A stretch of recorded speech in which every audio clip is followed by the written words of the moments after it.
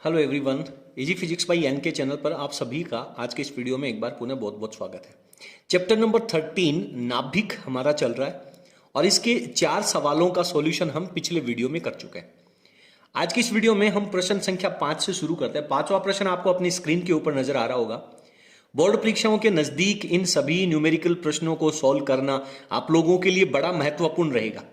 यदि आप इनको तैयार करेंगे तो निसंदेह आप बोर्ड परीक्षा में पूछे जाने वाले प्रश्नों को हल करके और बहुत बेहतरीन अंक प्राप्त कर सकेंगे। तो ये जो हमारी न्यूमेरिकल्स की सॉल्यूशन की जो सीरीज है उसको आप वीडियो के एंड तक जरूर बने रहे हमारे साथ। और आपको हमारा आज का वीडियो कैसा लगा प्लीज आप हमें कमेंट सेक्शन में अपनी राय जो है वो जरूर भेजेंगे। प्रश्न संख्या 5 है, कह रहा है कि एक दिए गए सिक्के का द्रव्यमान यानी टोटल द्रव्यमान जो है जिसे अपन स्मॉल एम से रिप्रेजेंट कर देते हैं वो हमें 3 ग्राम दे रखा है। तो एक सिक्का है उसका द्रव्यमान 3 ग्राम है। उस ऊर्जा की कैलकुलेशन कीजिए, हमें एनर्जी निकालनी है जो इस सिक्के के सभी न्यूट्रॉन और प्रोटॉनों को एक दूसरे से अलग करने के लिए आवश्यक है। यानी भाई साहब हमें बंधन ऊर्जा चाहिए। कुल बंधन ऊर्जा जो है इलेक्ट्रॉनों और प्रोटॉन और न्यूट्रॉनों को एक दूसरे से अलग करने के लिए जो बंधन ऊर्जा होती है वही जिम्मेदार होती है जो न्यूक्लियोनों को बांध करके रखती है। तो बंधन ऊर्जा की हमें कैलकुलेशन करनी है। सवाल कह रहा है कि सरलता के लिए मान लीजिए कि ये जो सिक्का है वो कॉपर का बना हुआ है। 29 कॉपर 63 का बना हुआ है। तो टोटल एनर्जी हमें निकालनी है और इसका जो द्रव्यमान है वो हमें दे रखा है। ये दे रखा है 62.92960 एटॉमिक मास यूनिट। तो बंधन ऊर्जा, एक परमाणु की बंधन ऊर्जा हम निकाल लेते हैं। एक परमाणु की बंधन ऊर्जा होती है वो डेल्टा ई बी होती है जो कि हमारे पास delta M into 931 mega electron volt में होती है।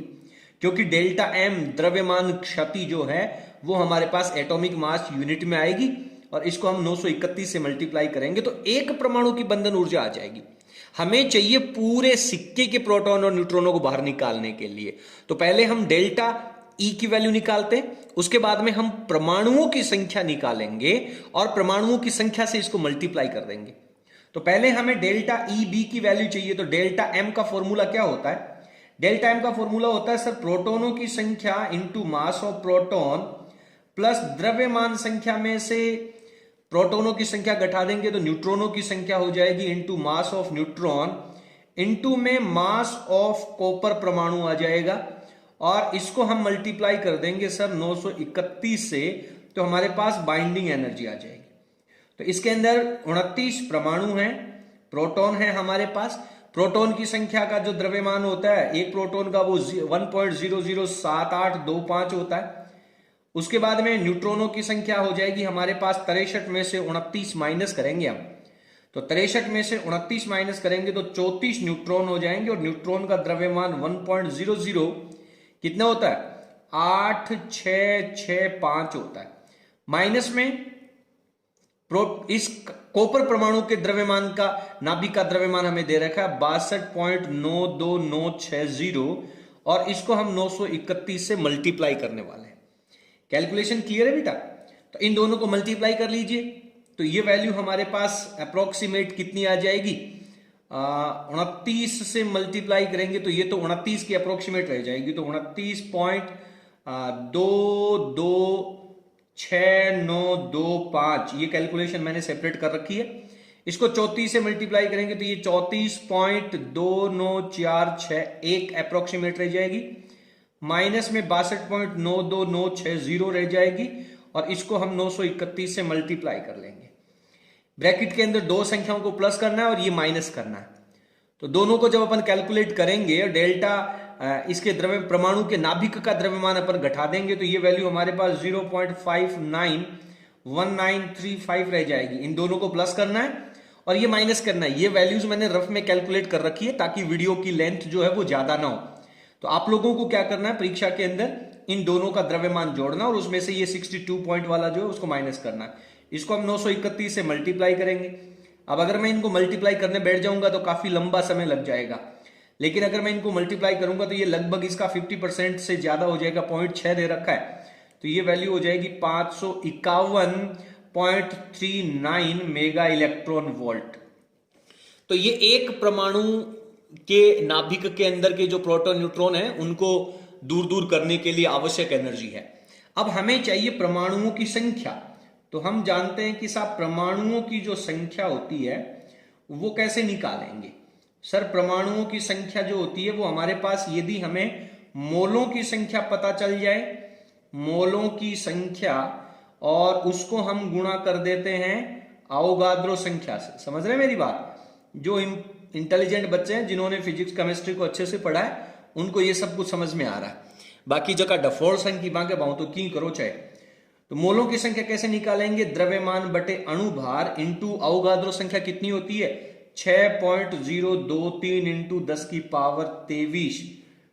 तो इसका द्रव्यमान दे रखा है 3 ग्राम और इसका अणुभार जो है वो नाभिक के अंदर द्रव्यमान संख्या 63 होते ही वही इसका अणुभार होता है इंटू 6.023 इंटू 10 की पावर 23।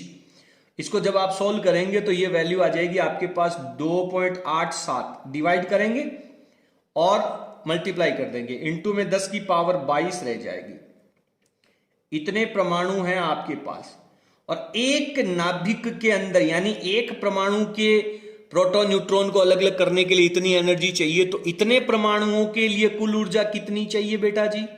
तो यहां पे मैं लिख देता हूं कुल बंधन ऊर्जा। समझ रहे हैं मेरी बात? कुल बंधन ऊर्जा, या फिर आप ब्रैकेट में लिख सकते हैं कि सिक्के के सभी प्रोटॉन और न्यूट्रॉनों को अलग अलग करने के लिए आवश्यक एनर्जी। तो कुल बंधन ऊर्जा की वैल्यू जब अपन निकालेंगे तो हम क्या करेंगे? डेल्टा ईबी जो बाइंडिंग एनर्जी है इसको हम परमाणुओं की संख्या को n से रिप्रेजेंट कर देते हैं, n से मल्टीप्लाई कर देंगे। तो ये वैल्यू आपके पास 551.39 थी, इसको 2.87 इंटू 10 की पावर 22 से मल्टीप्लाई कर देंगे तो आपके पास कितनी वैल्यू आ जाएगी? ये जो वैल्यू है वो आपके पास किस फॉर्मेट में आने वाली है बेटा? मेगा इलेक्ट्रॉन वोल्ट के अंदर आने वाली है। कैलकुलेशन थोड़ी बड़ी है लेकिन सबसे सरल प्रश्न है। जोड़ घटाओ गुणा भाग के अलावा हमें इस सवाल के अंदर कुछ भी करने की जरूरत नहीं पड़ती है। तो इसकी टोटल वैल्यू जो है वो मल्टीप्लाई करने पर 15.82 इंटू 0.49 इंटू 10 की पावर कितना हो जाएगा? 10 की पावर 22 मेगा इलेक्ट्रॉन वोल्ट में। तो या तो आप इसका आंसर यहां तक छोड़ दें, और यदि आप इसकी एनर्जी को जूल में कन्वर्ट करना चाहते हैं तो पहले तो हम मेगा हटाएंगे। मेगा हटाने के लिए ये 1582.49 है और मेगा हटाने का मतलब 10 की पावर 6 से गुणा कर देंगे तो 10 की पावर 22 और 6 28 हो जाएगा। तो ये इलेक्ट्रॉन वोल्ट के अंदर आ जाएगी। और अब इसमें से यदि हम इलेक्ट्रॉन हटाना चाहते हैं तो इलेक्ट्रॉन के आवेश से गुणा कर देंगे तो 1582.49 इंटू 10 की power 28 and charge of electron 1.6 10 की पावर -19 होता है। ये वैल्यू आपके पास आ जाएगी किसमें? जूल के अंदर। अब आप इसको सोल्व कर लेना, इसकी कैलकुलेशन कर लेना, वो तो करना पड़ेगा बेटा। 2.532 इंटू 10 की पावर 12 जूल। तो ये हमारा इस प्रश्न का जो है वो आंसर हो जाएगा जूल के अंदर। अन्यथा यदि आपके पास समय नहीं है तो आप इसको मेगा इलेक्ट्रॉन वोल्ट के फॉर्मेट में इतनी जो आंसर है वो यहां तक भी आप इसको छोड़ सकते हैं। पूरे अंक मिलने वाले हैं। तो उम्मीद करता हूं कि आपने इस प्रश्न को बहुत अच्छे तरीके से समझ लिया होगा। आपको इसके अंदर किसी तरह की कोई दिक्कत नहीं आनी चाहिए। आपको हमारा ये प्रश्न, हमारा आज का वीडियो कैसा लगा प्लीज कमेंट सेक्शन में आप जरूर लिखेंगे। और यदि आपको ये सवाल समझ में आया हो तो वीडियो को लाइक करना तो बनता है। चलिए अगले प्रश्न की। अगला प्रश्न संख्या 6 जो है वो कह रहा है कि निम्नलिखित के लिए नाभिकीय समीकरण लिखिए।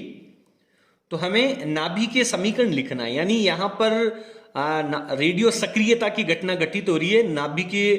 नाभिक के अंदर से अल्फा बीटा गामा किरणों का उत्सर्जन हो रहा है। यानी यहां पे नाभिकीय विखंडन तो हम नहीं कह सकते। नाभिकीय विखंडन में तो एक भारी नाभिक है वो 2 नाभिकों में टूटता है, लेकिन यहां पे रेडियो सक्रियता की कहानी हो रही है। अल्फा बीटा गामा का क्षय हो रहा है।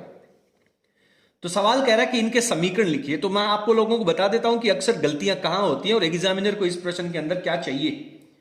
तो पहला प्रश्न हमसे कह रहा है कि साहब 88 Ra और द्रव्यमान संख्या दे रखी है 226। इसमें से जब एक अल्फा क्षय होगा, अल्फा क्षय का मतलब होता है हीलियम का नाभिक, तो 2He4 इसमें से उत्सर्जित हो रहा है।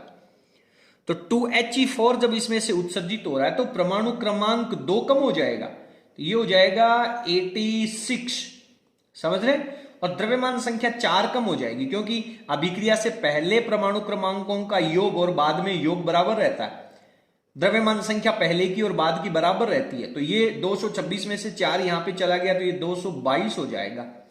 अब 86 के ऊपर कौन सा तत्व होता है, या तो आप इसको याद कर लें, और बाय द वे अगर आपको याद नहीं है तो आप यहां पर एक्स लिख दें। समझ में आ रही मेरी बात? यानी एग्जामिनर को मुख्य रूप से यह परमाणु क्रमांक और द्रव्यमान संख्या चाहिए।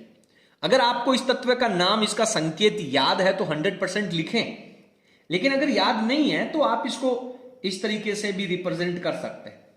दूसरा जो है वो कह रहा है कि 94 PU, हालांकि मुझे तो यह भी पता नहीं है कि इस PU का पूरा नाम क्या होता है, 242।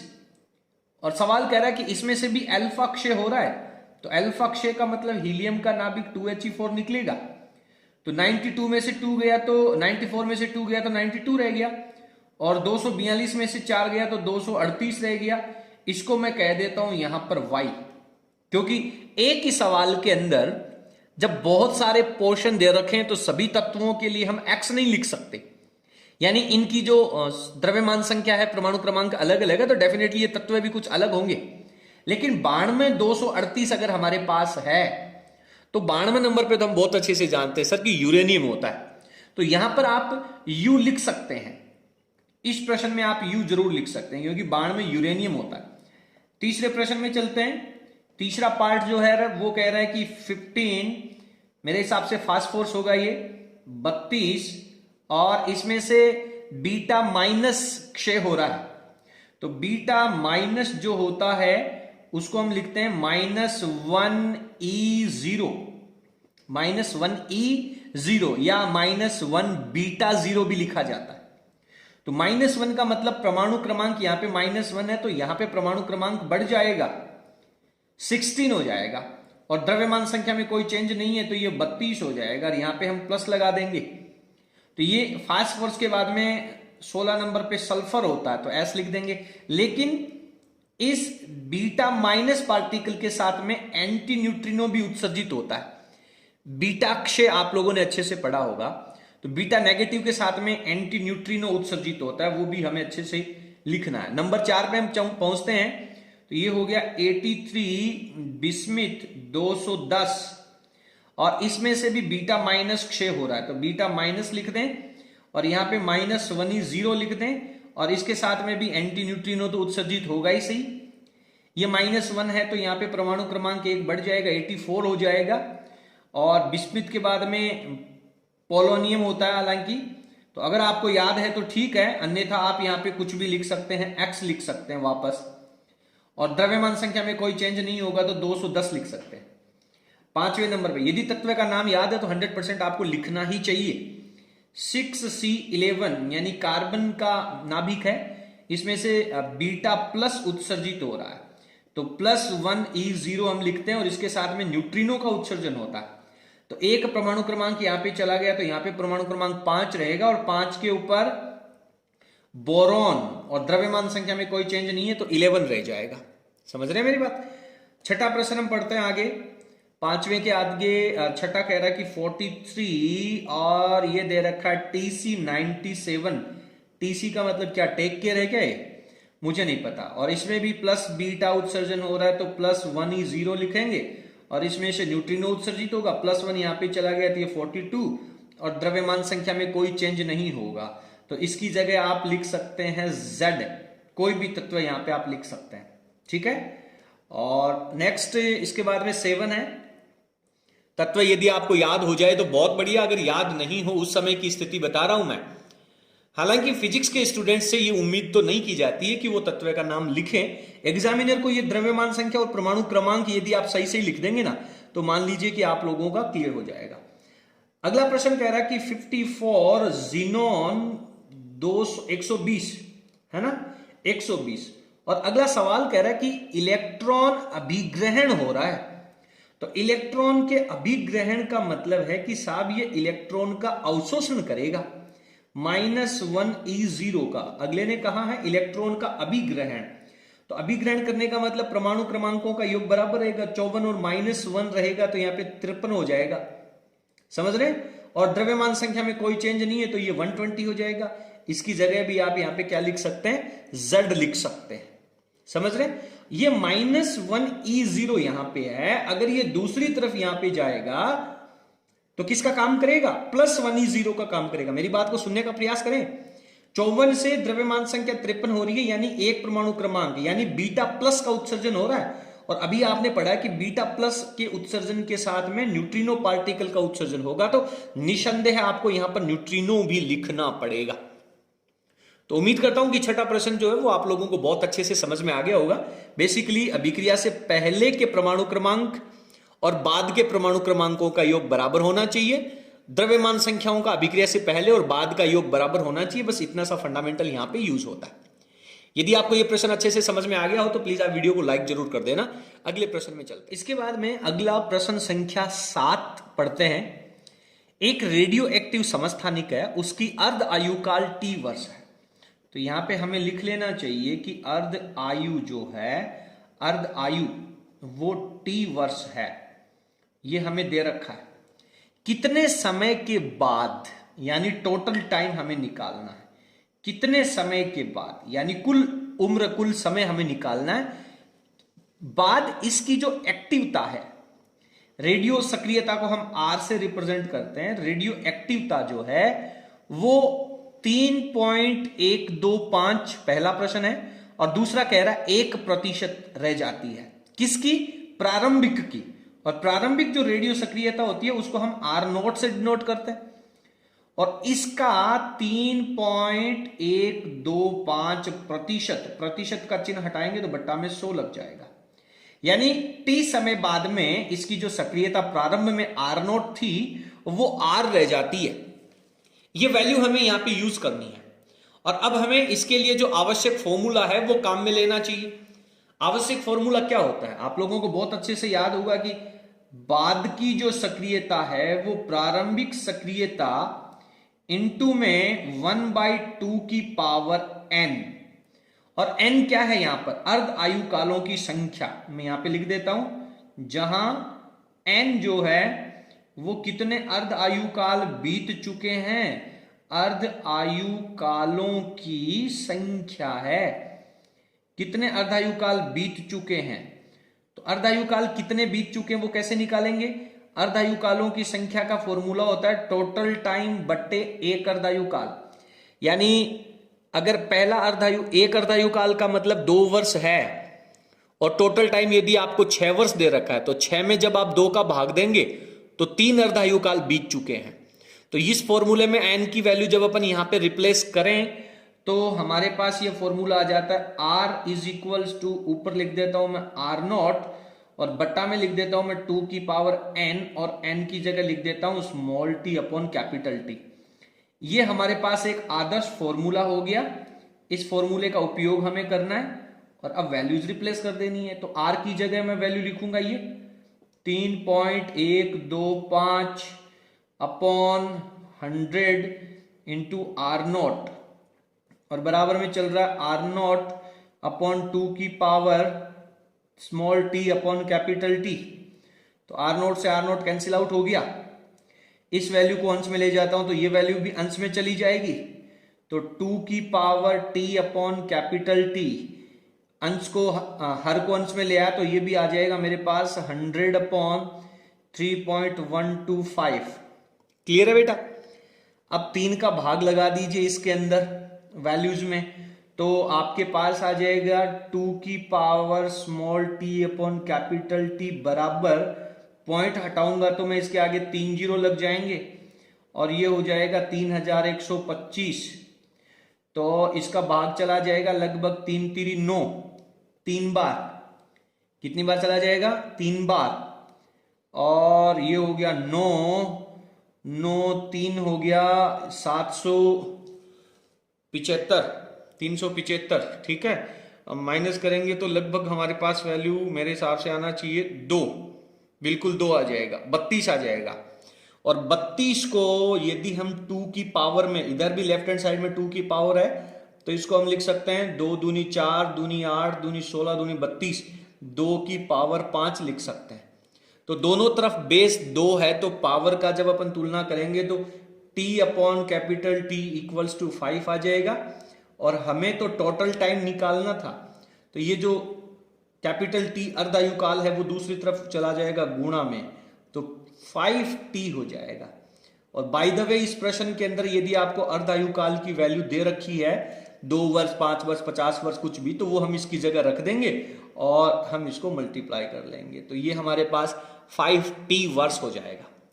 बड़ा इंपॉर्टेंट प्रश्न है, बड़ा महत्वपूर्ण प्रश्न है, बोर्ड परीक्षा में पूछा जा सकता है। इसके बाद में इसका अगला एक पार्ट और है, उसको सोल्व करने का प्रयास करते हैं। थोड़ा सा मैं स्क्रीन को आगे स्किप कर लेता हूं। इसका बी पार्ट जो है वो कह रहा है कि अगेन आपको टोटल टाइम जो है वो कैलकुलेट करना होगा, और जो रेडियो सक्रियता है वो प्रारंभिक सक्रियता की 1% रह जाती है, तो 1/100 हम यहां पे लिख देते हैं। तो इसकी वैल्यू निकालने के लिए हम वापस वही फॉर्मूला लगाएंगे, R बराबर R0 की बटा 2 की पावर n। n हमारे पास अर्धायुकालों की संख्या है, तो इसके अंदर हम वैल्यूज रिप्लेस कर दें, तो R की जगह हम लिख देंगे R0/100, और इधर हो जाएगा आपके पास R0/2 की पावर n। R0 से R0 कैंसिल आउट हो जाएगा, दोनों का हर ऊपर चला जाएगा, तो 100 इज इक्वल्स टू 2 की पावर n। और 100 जो है इसको हम लिख सकते हैं 10 का स्क्वायर बराबर 2 की पावर n। हालांकि बेस में अगर 2 की पावर कुछ हो जाता तो हम बेस बराबर करके घातों की तुलना कर लेते, लेकिन यहां पे बेस 2 की पावर नहीं बन रहा है, तो यहां पे हम क्या ले लेंगे, इस इक्वेशन का हम लघुगणक ले लेते हैं। लघुगणक लेने पर आप लोगों में से बहुत सारे बच्चे जो हैं वो लघुगणक लेना नहीं जानते होंगे, पर क्या करें, मजबूरियां हैं हमारी। पहले कक्षा 10 की मैथ्स के अंदर लघुगणक सीखा जाता था, तो दोनों तरफ अपन जब log लेंगे तो log 10 की पावर 2 इक्वल्स टू log 2 की पावर n। और log में फॉर्मूला होता है कि जो पावर होती है वो बाहर चली जाती है, तो 2 log 10 और n log 2 रह जाएगा। log 10 का बेस हम यहां पे 10 बना लेंगे और इसका बेस भी हम 10 बना लेंगे। जनरली इसका बेस e होता है, लेकिन दोनों तरफ सेम वैल्यू है तो कोई चेंज नहीं आएगा।